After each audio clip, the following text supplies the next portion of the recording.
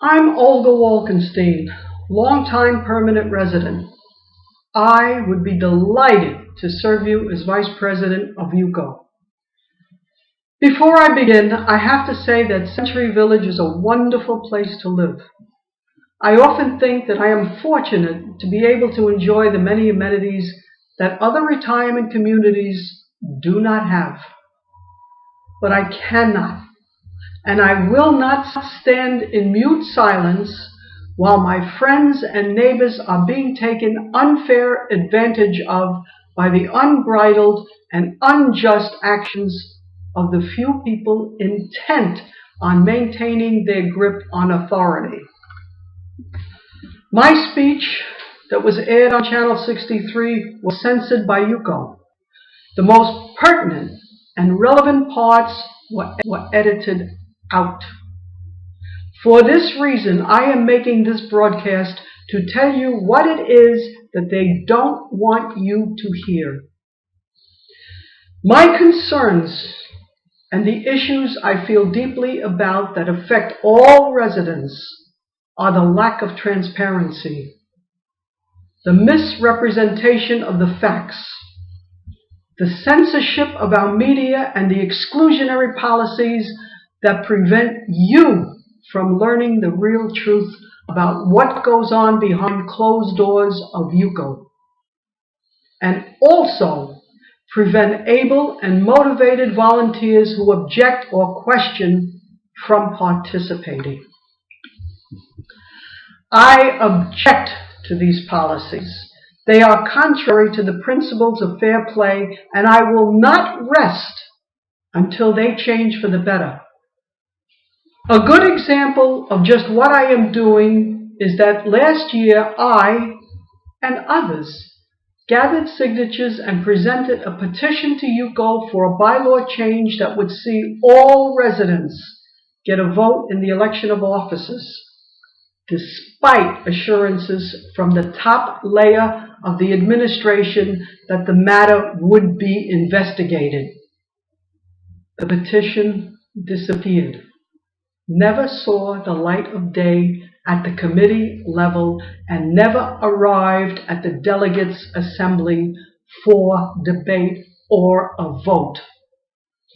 This is not only a contravention of our bylaws, but is a profound neglect of the duties of our elected representatives. It's not acceptable to me, and I am certain it's not acceptable to you. Once elected, I will vigorously pursue this initiative. I believe it is only fair and just for all residents to have the opportunity to participate in the selection of officers.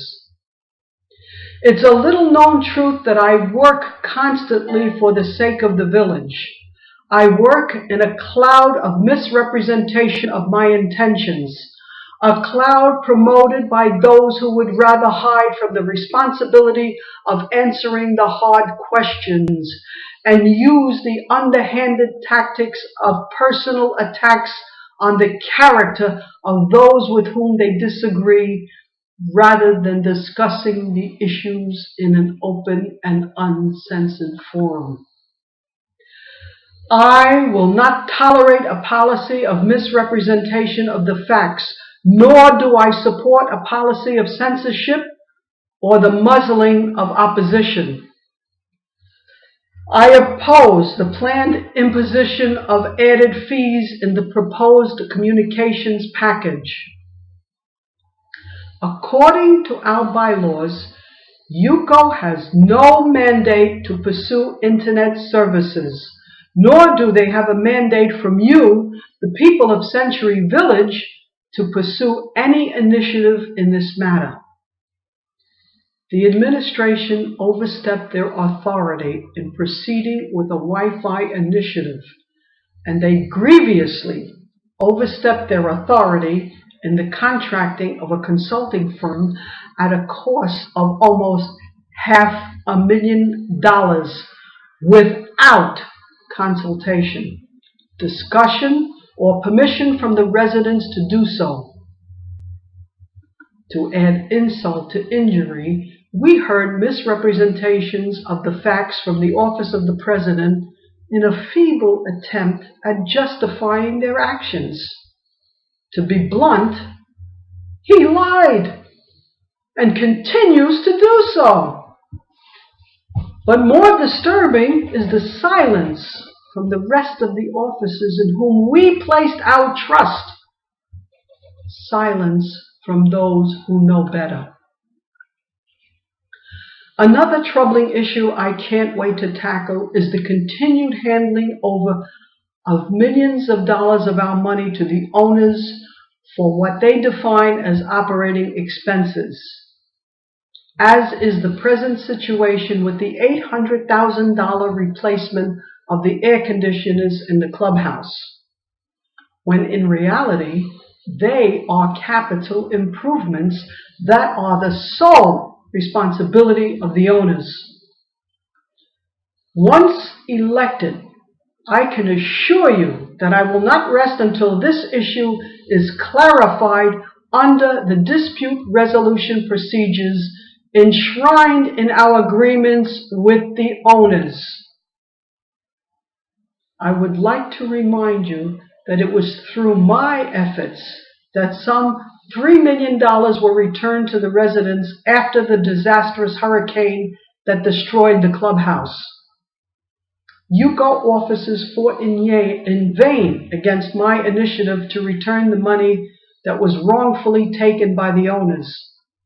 Money that was taken with the cooperation and the support of our elected officers who stood silent and did nothing more than try to prevent me from doing what they all knew was the right thing.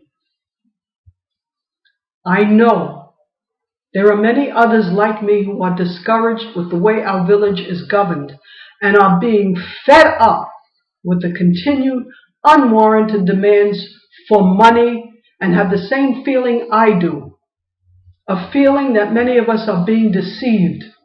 And I know there are many who have given up any hope of a fair, open, and honest administration. I'm here to assure you that all is not lost. I will work to open those closed doors of an administration and bring the truth to light.